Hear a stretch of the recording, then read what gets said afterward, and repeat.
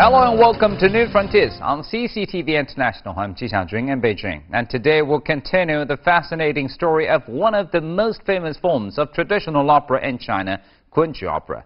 The popularity of Kunqu opera historically has a lot to do with the support it received from the imperial court from the time of Emperor Kangxi onwards. In 1684, Emperor Kangxi undertook his first inspection tour of the south. At one point, he is said to have postponed an outing so that he could spend more time watching an opera performance. It seemed that the beautiful landscape of southern China was less of an attraction than Kunqu opera.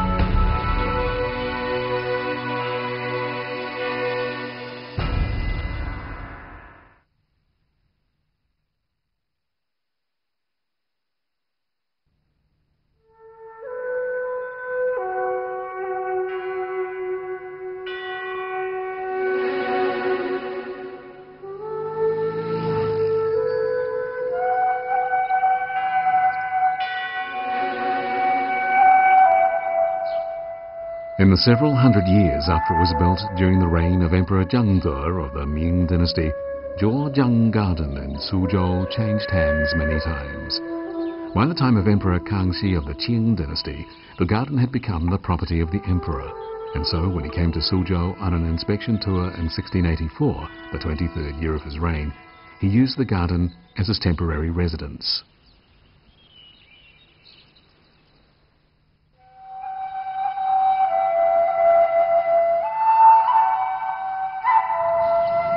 Li Nian Lu, the Chronicle, was written by an early Qing literary man by the name of Yao Tinglin.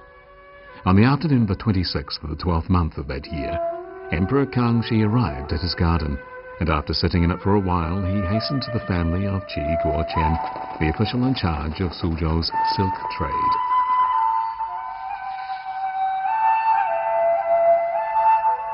As soon as he had taken a seat in Qi's house, he asked the latter if there was, perchance, any opera ready to be performed, and of course, the answer was yes.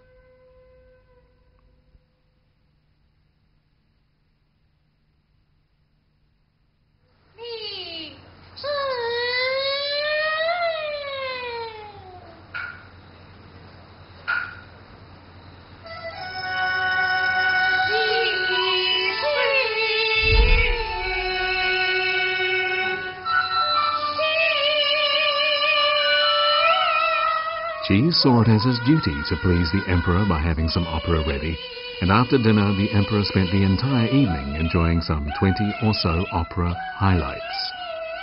As a great fan of Kunqu, the opera knew these works like the back of his hand, and he personally chose each of the highlights he wished to see and hear performed.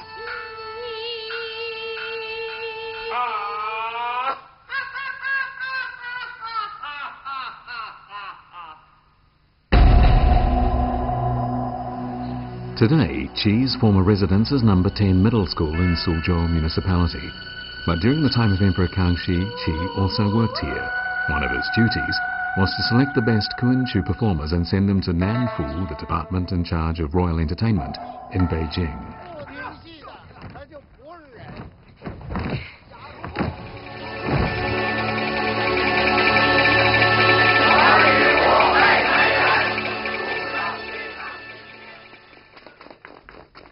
Nanfu was the government institute charged with the responsibility of providing opera entertainment for the royal family. According to historical records, during the reign of Kangxi, the institute had as many as several hundred performers, and in later years, the place where these performers lived was called Suzhou Lane.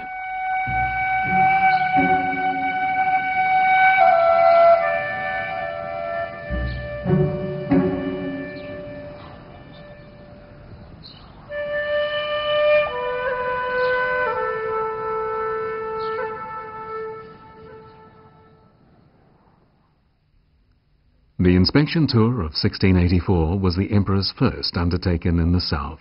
By that time, the economy of Suzhou had returned to normal after several years of recovery, and the city had risen to be an economic and cultural center of South China. To Emperor Kangxi, a man well versed in traditional culture, Suzhou was, without doubt, a place of great interest.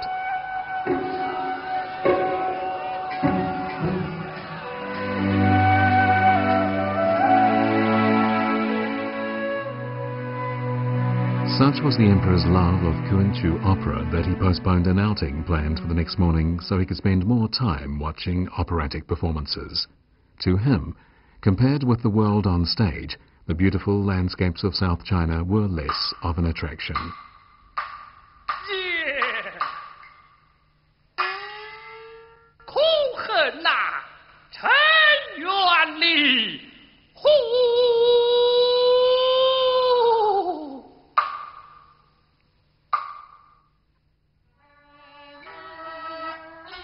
As mentioned, Emperor Kangxi was a huge fan of Kunqu, but so were many others. Officials, nobles, gentlemen residing in the countryside and people in the streets all loved Kunqu.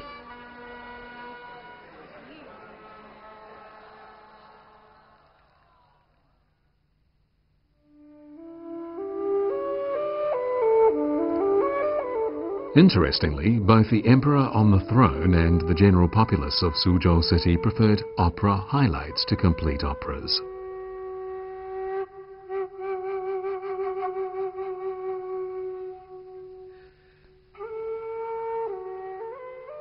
戏曲有一个特点，有些观众他对故事都很熟了，他不是在看由头到尾怎么发展故事怎么曲折，不是这样，他看表演，听他的唱。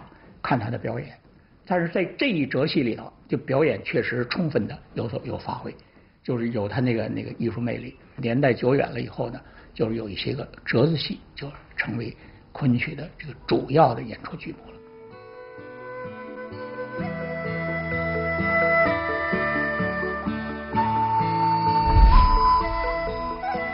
How did the performance of Kunqu evolve from the performance of a full-scale drama to performances of highlights? Why did highlights fascinate people to such a degree? And how did this approach to performing Kunqu come to win favor with the whole of society?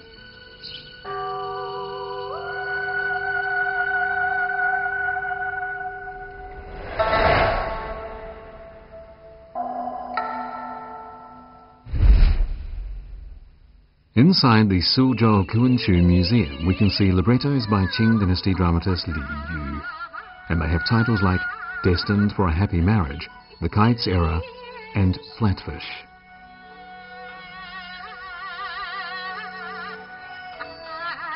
Unlike other dramatists, Li Yu ran a professional family Kunqu troupe.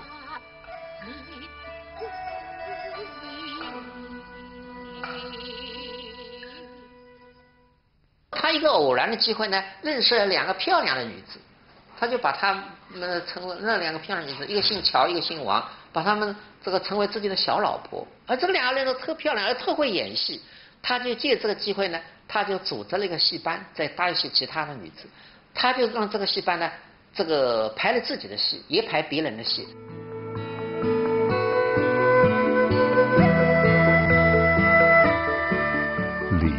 was well versed in literary forms. He wrote poems and librettos, and he taught acting and dancing.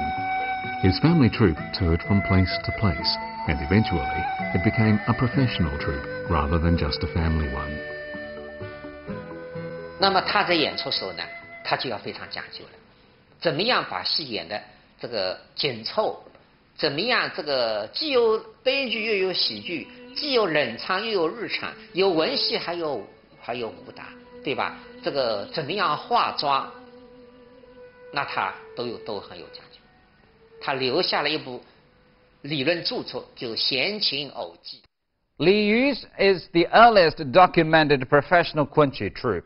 After Emperor Yongzheng ascended the throne, many new professional troupes were formed, a process that was facilitated by the emperor's order that his officials should give up their private Kunqu performance.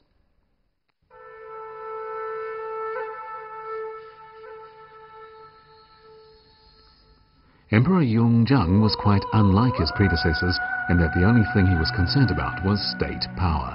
Within a month of taking the throne, he instructed all his officials to give up the Kunqu performers they had at home. As a result, many actors and actresses were left in the streets to fend for themselves. Inevitably, more professional troupes were formed, and they began to perform for society at large. Common people now had the chance to learn about Kunqu.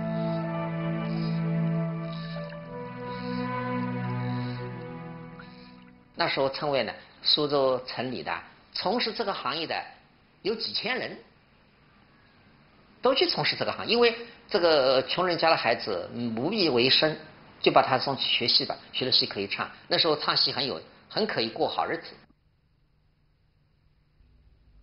By this time, public theatres had begun to appear in big cities such as Beijing, Nanjing and Suzhou. In the book Xiaoxia Xianji, or Leisurely Notes in the Season of Summer, written by Suzhou scholar Gu Gongxie, the following is found. Guoyuan Theatre in Suzhou was established during the reign of Yongzheng, and by the reign of Qianlong, a dozen or more theatres could be seen in the streets, providing a livelihood for thousands of people. But while Kunqu audiences and venues were changing, script writing as a trade was on the decline. Every troupe was suffering from a shortage of good scripts.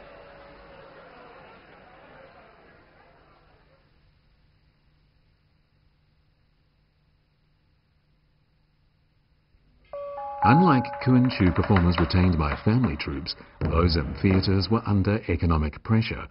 But, that said, they had greater room to display their talents and be creative.